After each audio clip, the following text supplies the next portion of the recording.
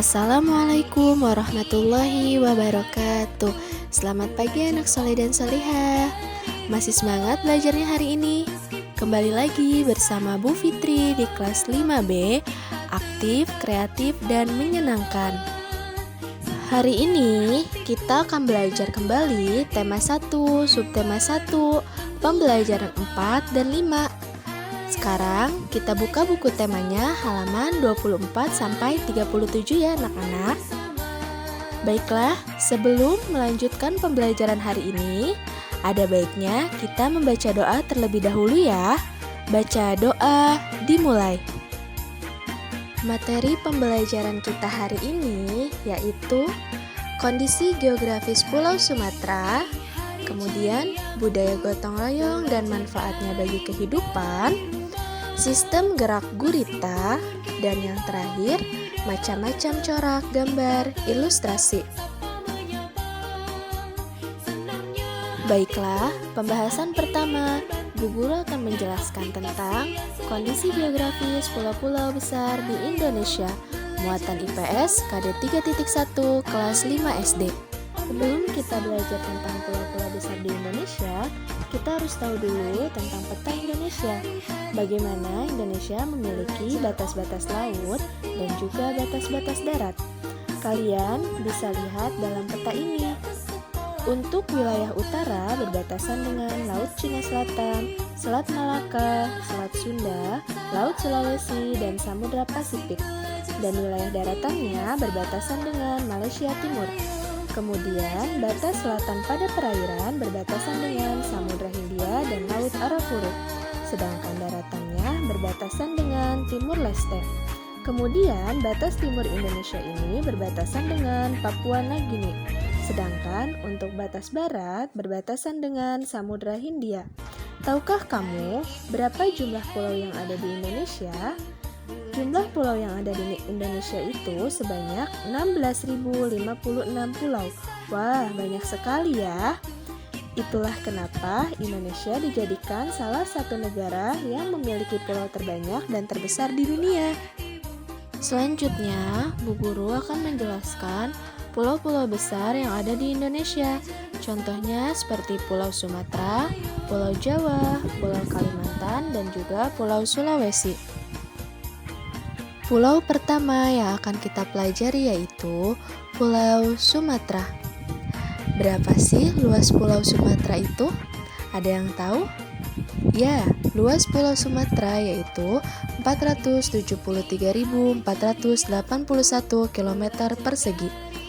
Adapun batas-batas wilayah Sumatera yaitu dibatasi oleh laut dan darat. Bagian utara dibatasi oleh Teluk Tenggala. Bagian selatan dibatasi oleh Selat Sunda. Sebelah barat dibatasi oleh Samudra Hindia. Sedangkan untuk sebelah timur dibatasi oleh Selat Malaka. Dan untuk daratannya, sebelah utara dibatasi oleh wilayah Malaysia. Kemudian, sebelah selatan dibatasi oleh Pulau Jawa. Dan untuk sebelah barat dibatasi oleh Pulau India. Kemudian untuk timur dibatasi oleh Pulau Kalimantan. Berikut ini keadaan pulau di Pulau Sumatera. Ada pantai, dataran rendah, dan juga ada gunung. Yang selanjutnya yaitu Pulau Jawa. Luas Pulau Jawa adalah 126.700 km persegi. Adapun batas-batas wilayah Pulau Jawa yaitu batas wilayah lautan dan juga batas wilayah daratan. Batas utara laut di Pulau Jawa yaitu Laut Jawa. Sedangkan batas wilayah selatan dibatasi oleh Samudra Hindia. Untuk wilayah barat dibatasi oleh Selat Sunda. Dan untuk wilayah timur dibatasi oleh Selat Bali.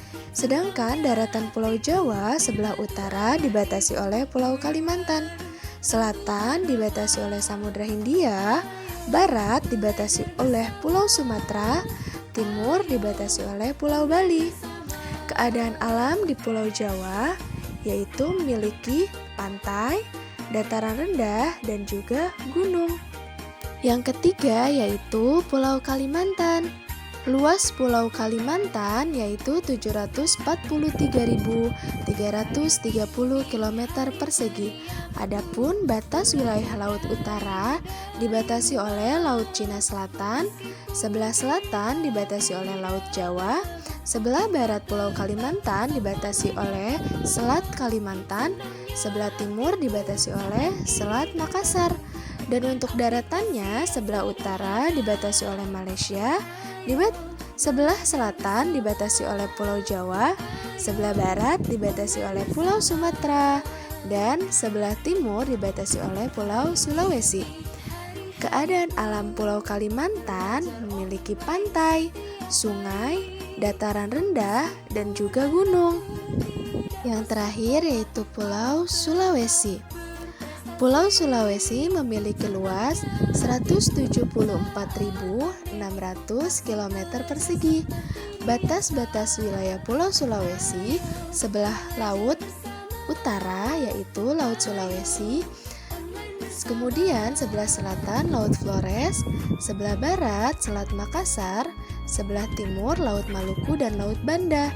Dan untuk daratan sebelah utaranya dibatasi oleh negara Filipina, sebelah selatan dibatasi Kepulauan Nusa Tenggara, sebelah barat dibatasi Pulau Kalimantan, sebelah timur dibatasi oleh Kepulauan Maluku.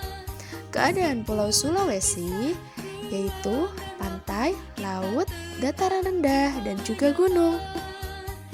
Selanjutnya, Bu Guru akan menjelaskan tentang sistem gerak gurita di pembelajaran 5 halaman 33 dan 34. Nah, sebelumnya, adakah yang tahu apakah itu hewan gurita? Hewan gurita adalah hewan avertebrata. Kenapa dibilang avertebrata? Karena hewan gurita itu beda dengan hewan vertebrata lainnya. Sekarang, Bu Guru ingin menjelaskan apa itu gurita. Gurita atau Octopus vulgaris adalah hewan moluska dari kelas Cephalopoda atau kaki hewan yang terletak di kepala. Kemudian, gurita itu memiliki 8 lengan dengan alat penghisap berupa bulatan cekung di sepanjang lengannya. Nah, lengan-lengan tersebut berfungsi untuk bergerak di dasar laut dan juga untuk menangkap mangsa. Jadi, si gurita tersebut jika ingin menangkap mangsa atau mencari makan, dia memanfaatkan lengan-lengannya untuk mencari makan tersebut. Seperti kebanyakan hewan avertebrata pada umumnya, gurita tidak memiliki tulang rangka dalam. Meskipun ada beberapa hewan avertebrata yang memiliki tulang cengkang di dalam tubuhnya, tetapi si gurita tersebut termasuk hewan avertebrata yang tidak memiliki tulang tersebut. Kemudian gurita jika ingin mencari makan, dia memanfaatkan paruhnya yang digunakan sebagai rahang untuk membunuh mangsanya tersebut. Nah, paruh tersebut merupakan salah satu bagian yang terkeras dari tubuh si gurita. Nah, tubuh gurita juga tersusun atas tulang lunak atau otot. Tulang lunak tersebut termasuk selubung bagian perut tubuh gurita seperti kantung yang disebut mantal. Dan tubuh gurita itu sangat fleksibel sehingga dia bisa dengan mudahnya melarikan diri dari serangan-serangan musuh yang ingin menyerangnya. Dengan tubuhnya yang sangat fleksibel sehingga dia bisa menyelipkan diri di antara bebatuan sempit yang ada di dasar laut. Selain itu, gurita juga memiliki 3 mekanisme pertahanan diri, yaitu apa saja? Yang pertama, kantong tinta, yang kedua, secara kamuflase, dan yang ketiga, memutuskan lengannya. Uniknya, kedelapan lengan gurita tersebut dapat diputuskan sewaktu-waktu jika gurita mendapatkan serangan musuh. Nah, tujuannya yaitu melindungi diri dari musuh yang akan menyerangnya. Metode tersebut serupa dengan metode hewan yang biasa berada di dinding. Dia bisa memutuskan ekornya apabila ada serangan musuh yang akan mendekatinya. Hewan apakah itu? Siapa yang tahu? Nah, benar sekali. Hewan tersebut yaitu hewan cicak. Cicak juga sama. Dia akan memutuskan ekornya untuk menghindari dari serangan si musuhnya tersebut. Nah, selanjutnya, gurita adalah salah satu jenis hewan avertebrata yang mampu bergerak dengan cara yang unik, yaitu dengan cara menyemburkan air seperti cara kerja mesin jet atau propulsi jet. Cara bergerak gurita tersebut dilakukan dengan mengontraksi mantel untuk mendorong air keluar sehingga membuat gurita bergerak maju. Akan tetapi, cara gerak tersebut membutuhkan banyak energi, sehingga si gurita juga sering merangkak atau merayap untuk menghemat tenaga dan energinya. Nah, itulah cara sistem gerak gurita yang dapat Bu Guru terangkan dan Bu Guru jelaskan kepada kalian. Apabila ada yang belum difahami, bisa ditanyakan kembali ke Bu Fitri ya. Baiklah, selanjutnya kita buka halaman 37 sampai 38. Bu Guru akan menjelaskan tentang macam-macam corak gambar ilustrasi. Ayo kita perhatikan baik-baik. Perhatikan bukunya ya. Corak gambar ilustrasi dibagi menjadi 4. Yang pertama ada realis, karikatur, kartun, dan juga dekoratif. Yang pertama yaitu gambar realis. Gambar realis yaitu gambar yang dibuat seperti sesuai dengan keadaan yang sebenarnya. Proporsi maupun anatomi dibuat sama menyerupai dengan objek yang digambar. Yang selanjutnya yaitu gambar karikatur.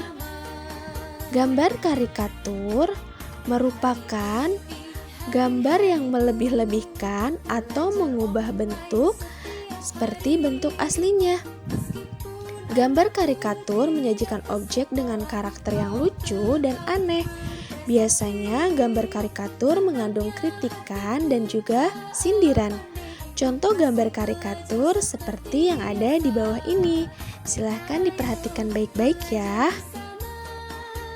Yang selanjutnya yaitu gambar kartun. Gambar kartun adalah gambar yang berfungsi untuk menghibur dan juga berisikan humor.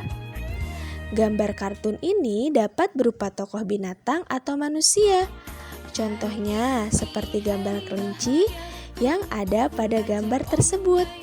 Dan yang terakhir yaitu gambar dekoratif. Dekoratif adalah gambar yang disajikan dengan mengubah bentuk objek aslinya, namun tanpa menghilangkan ciri-ciri khasnya.